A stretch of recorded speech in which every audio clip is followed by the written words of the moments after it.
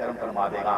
اور یہ ہے صوفیاء کا مشن, یہ ہے اہل اللہ کا مشن. یہ نہ سمجھے چشتی, قادری, ویسی, سہروردی, یہ جتنے بھی ہیں یہ سارے آقا کے غلام ہیں. ہر ایک اپنا اپنا مقام ہے, ہر ایک اپنا اپنا خیال ہے, اپنی اپنی منزل ہے, اور سارے محبتوں والے ہیں.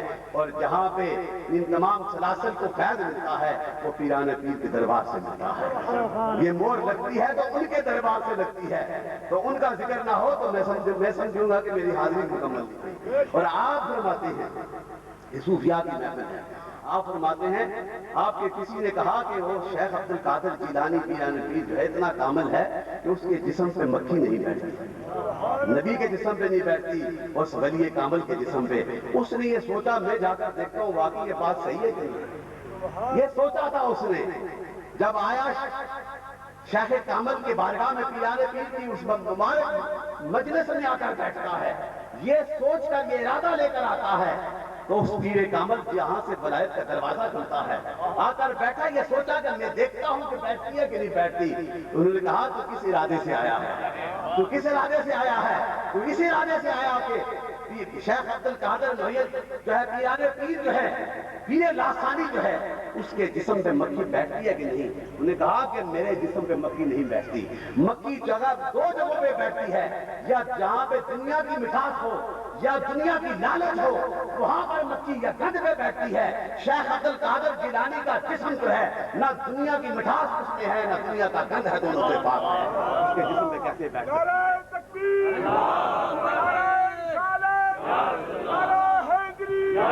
یہ فیضان ہے میرے دوستو, اہل اللہ کا فیضان.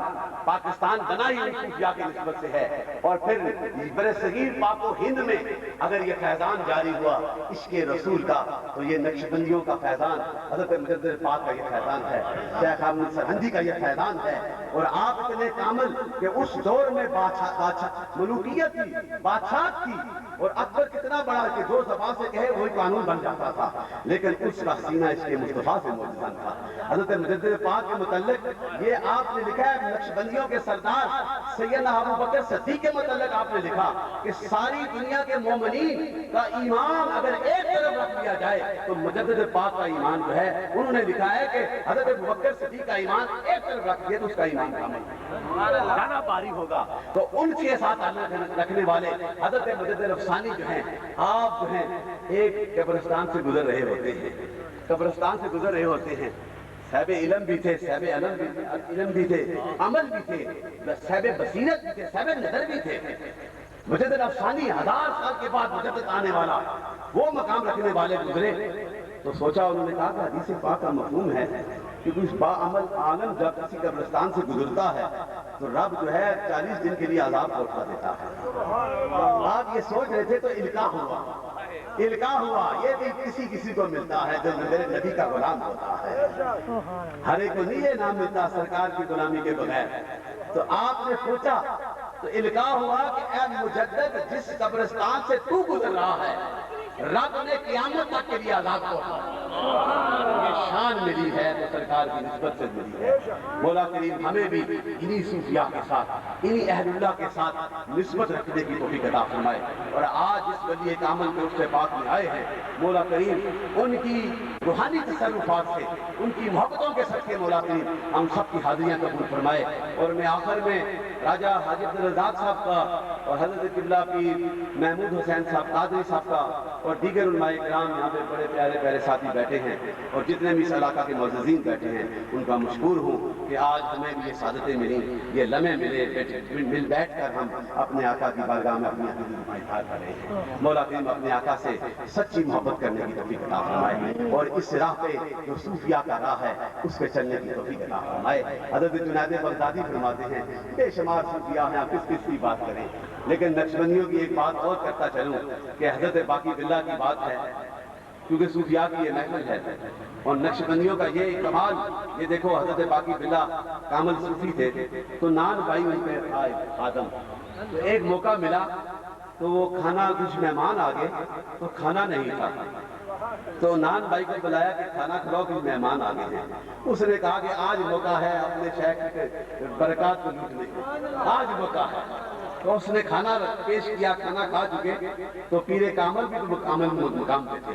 انہوں نے کہا نان بھائی آج جو کچھ مانگنا ہے مانگ لے، آج جو کچھ مانگنا ہے مانگ لے، تم نے میرے مہمانوں کی عزت کی ہے، جو کچھ مانگنا ہے مانگ لے. تو اس نے کہا کہ مجھے بھی باقی دلا دو. انہوں نے کہا کچھ اور مانگ، کہا نہیں بس یہی مانگتا ہوں، مجھے بھی باقی دلا دو. تو تاریخ میں لکھا گیا ہے اس شیخ کامل نے اپنے سینے کے سے لگایا. پہلے تو وہ نان بھائی تھا، لیکن جب باقی بلّہ کے مبارک سینے سے لگتا ہے، سینے سے جدا ہوتا ہے، تو اس کا ظاہر بھی بدل جاتا ہے، باطن بھی بدل جاتا ہے. ظاہر میں وہ باقی بلّہ نظر آتا ہے، اندر سے بھی چمک جاتا ہے، باطن بھی چمک جاتا ہے. تو نقش بندیوں کا یہی ہے کہ وہ ظاہر کو بھی بدلتے ہیں اور باطن کو بھی بدلتے ہیں. مولا کریم ہمیں یہی وہ فیضان ہے. تو میرے جو جنید بغدادی کہتے ہیں کہ صوفی is like the art which supports the innocent, and like the sky which shelters everyone, and like the rain it washes everyone. یہ صوفیاء کا کمال یہی ہوتا ہے کہ جس طرح آسمان ہے نا، ہر ایک میں چھتری تانے ہوئے ہیں. جب بارش برستی ہے تو وہ محل پہ بھی برستی ہے اور جھونپڑی پہ بھی برستی ہے. تو صوفی کا بھی کمال یہ ہے، وہ نہیں دیکھتا کہ امیر آ رہا ہے یا غریب آ رہا ہے، اور جس انداز میں آ رہا ہے وہ اپنی محبتوں کی نظروں سے اسے دیکھ کر اس کی من کی دنیا میں خلاف پیدا کرتا ہے. مولا کریم ہمیں بھی انہی صوفیاء کے ساتھ ان کے نام ہمیشہ جڑا رہے. ہم کوئی نہیں ان کے ناموں میں کر رہے کہ ان کے نام بڑھا رہے ہیں. یہ مور لگی ہے میرے آقا کی محبتوں کی. ہم اس لیے آتے ہیں کہ مولا کریم ہمارا نام بھی ان کے غلاموں میں لکھا جائے، ہمارا نام بھی سرکار کے غلاموں میں لکھا جائے.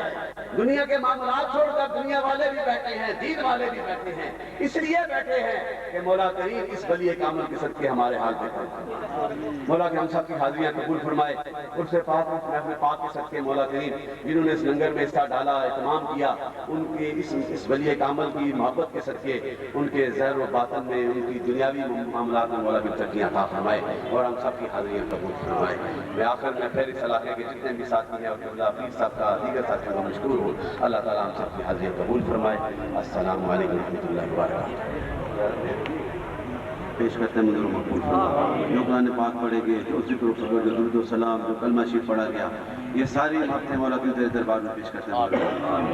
حضور کی بارگاہ جس میں ہدیتاً توتاً پیش کرتے ہیں منظور مقبول فرمائے. اس کلام پر صاحب آدم علیہ السلام سے لے کر آج تک جو مومن مومنات اس دنیا سے رخصت کے ارواح کو پیش کرتے ہیں منظور مقبول فرمائے. تمام انبیاء کے ارواح کو پیش کرتے ہیں منظور مقبول فرمائے. تمام شہداء کے ارواح کو پیش کرتے ہیں منظور مقبول فرمائے. حضور کی اولاد پاک کے ارواح کو پیش کرتے ہیں منظور مقبول فرمائے. تمام سلاسل کے بزرگان دین حق پرست کے ارواح کو پیش کرتے ہیں منظور مقبول فرمائے. بالخصوص پیران پیر کی روح پاک کو پیش کرتے ہیں منظور مقبول فرمائے. بالخصوص اس ولی کامل جن کا عرص پاک آج کر رہے ہیں بابا جی کا، مولا ان کے روح پاک کو پیش کرتے ہیں منظور مقبول فرمائے. اس محفل پاک میں جتنے بیٹھے جن کے عزیز و اقارب اس دنیا سے رخصت کی ارواح کو پیش کرتے ہیں منظور مقبول فرمائے. مولا کریم اس عرص پاک کی بابرکت محفل پاک کے صدقے آج ہم جتنے دیوانے مستانے سرکار کے موجود ہیں، مولا کریم اس محبت کے صدقے ہم سب پہ اپنا کرم، ہم سب کی ظاہری باطنی دینی دنیاوی روحانی معاملات میں ترقی. مولا کریم اپنے حبیب محمد مصطفیٰ صلی اللہ علیہ وسلم کے صدقے ہمارے ظاہر و باطن میں یکسانیت کا مقام.